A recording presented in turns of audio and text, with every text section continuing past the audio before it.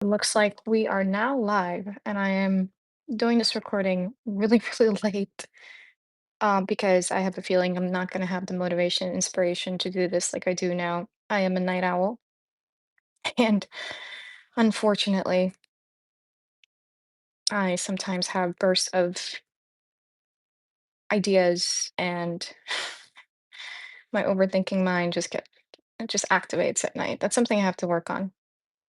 I'm going to randomly, there's a lot of things I want to talk about in the episode today, and I've already added a title for this episode um, titled Memento Mori and Active Imagination. So let me start off with we'll do a deep dive on what these titles mean and what's their significance. And I just have to say that every time I record this, I feel absolutely awkward. I have immense stage fright, and it's taken me a long time to muster up the courage to put myself out there, not to mention the risk of putting an essence of essentially, my mental data online and exposing myself. It's always fun. So this sentence I'm going to read, there's a premise behind it.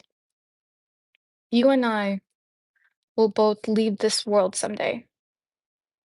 And maybe if we're lucky, we'll leave proof we were even here at all.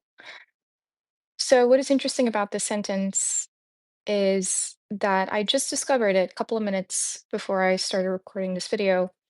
And the discovery was from, these days, a lot of us use the music application Spotify, and I have been particularly uh, gravitated towards this very specific artist. The title sounds nonsensical.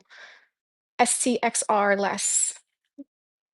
Stressless. I don't even know how to pronounce that. But what I do like about this artist is their music. It sounds like if I use any kind of vernacular to describe this, it's going to degrade the essence of what these tracks actually are. But we all have weird tastes. I have very weird taste in music, so it's just like electronic music. It's electronic music, and I had no idea what this artist was about. I just liked their tracks, and then I went to their page and saw this very meaningful sentence.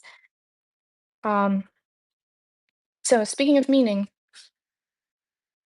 I mentioned the word memento mori is because it's actually one of my tattoos.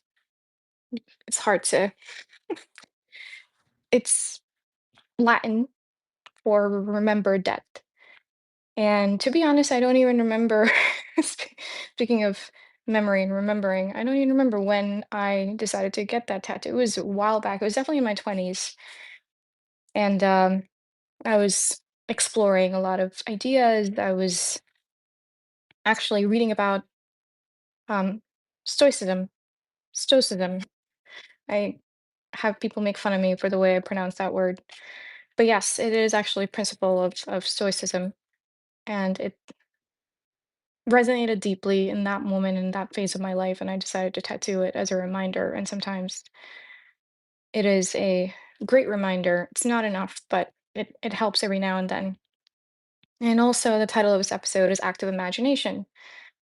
So I started off this recording talking about AI and specifically surrounding the message of know thyself in the age of AI. Now, this was a spin off from a book that I published, I would say probably about a year ago officially. And I don't, the reason I mentioned the book is because the book for me was a way for me to aggregate concepts and ideas that were meaningful to me, that I care about, that I could articulate and log in a form of a book and share with others. In the current contemporary times, we have access to almost feels like infinite amount of information. It's not infinite, but it's a lot of information. So I think from my perspective, I see it as where do you start?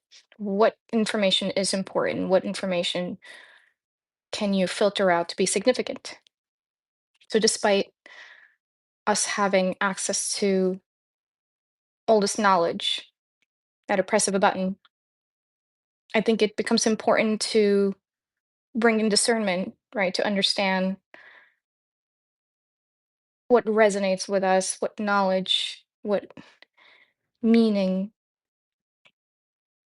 is valuable for each of us to integrate that propels us forward. And I frame it that way because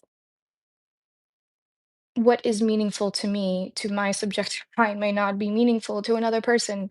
What brings you meaning may be vastly different than what brings me meaning. And that is the beauty of the uniqueness of each one of us, right? Different things resonate to us, different things move us, and a single path is not enough. It is important for there to be a diverse configuration of paths so people have the opportunity to choose and customize what works for them. And I do see that as a beautiful thing because that that in itself is what makes life operate in technicolor and not black and white. So I published this book and it has a very weird title. I kind of wish I don't know why I chose this title, but at the time, this is what I chose. I would rename it. It's very expensive to change the name of a book once you publish it. So the book is called, and I'll post a link as part of this episode in the episode notes, The Mirror and the Mountain, Integrating the Hero's Quest with a Sacred Feminine Path. I wanted to take the messages from this book and make it relatable, right, in contemporary times and what is in kind of the zeitgeist of what we're encountering now as the age of AI. We are in the middle of a digital revolution. Um, so I have already talked about premise of some of the chapters of the book in some of the previous episodes. So I'm just kind of going in order. I talked about what is the premise of know thyself in the age of AI. I talked about the concepts of anima and animus. What are those words? What do they stand for? Why are they even important? Why should we pay attention? They just sound nonsensical, right? So trying to bring structure and meaning to what these words are and how are they relatable in the age of AI.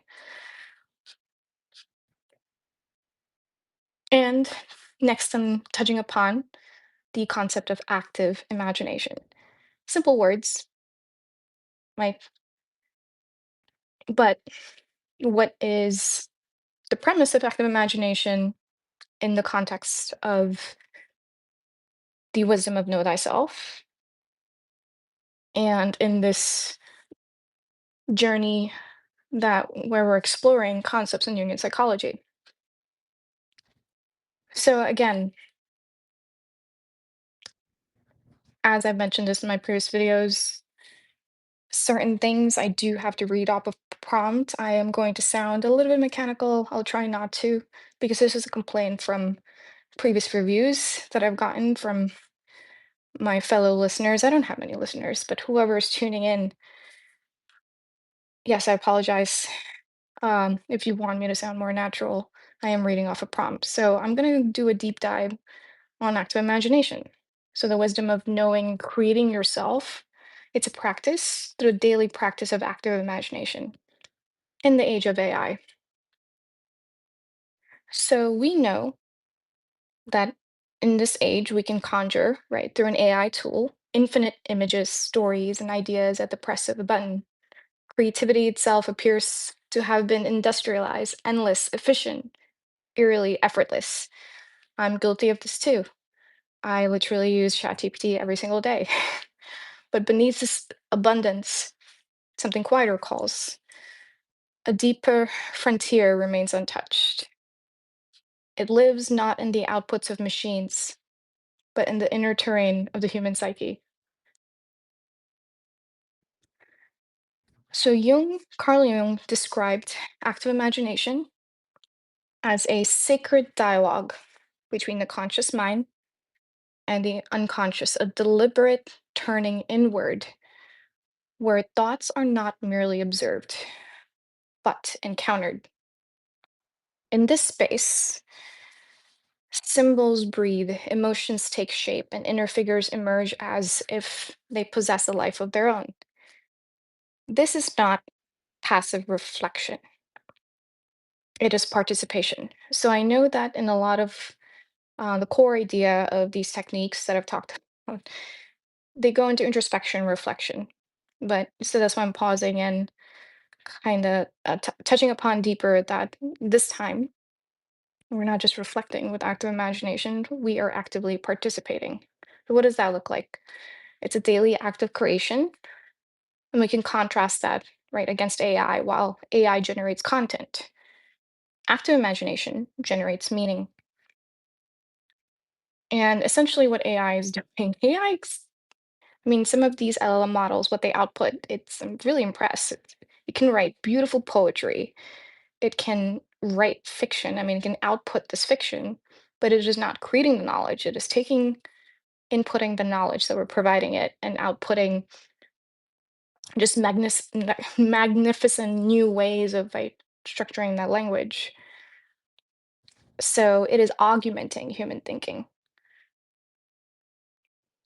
presence, courage, a willingness to meet what is unknown within ourselves without filtering, without outsourcing, without distraction. And yes, we know that through AI tools, the world is increasingly filled with synthetic images. This practice becomes a quiet form of rebellion. We're talking about active imagination. Just sit with your own imagery, to engage with it as real, to allow it to transform you. This is to resist the flattening of experience into mere consumption. It is to reclaim depth in an age that rewards speed. Because what emerges from active imagination is not polished, predictable, or optimized. It is alive. It is contradictory, symbolic, and often unsettling. And it is entirely your own. The more we rely on external systems to generate ideas, the greater the risk that we lose touch with the wellspring of from which all originality flows. Not because machines replace it, but because we forget how to return to it. And I think we could kind of associate this to that. Those two words, brain rot.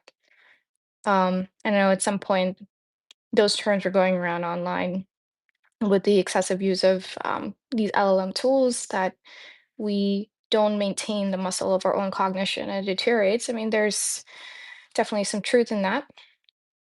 So, active imagination is that return, a ritual of remembering that the psyche is not a machine to be optimized, but a landscape to be explored. And in a way, yes, AI tools are optimizing the psyche, but it is also good to take a pause and keep that muscle alive and intact. And in that exploration, something profound begins to unfold.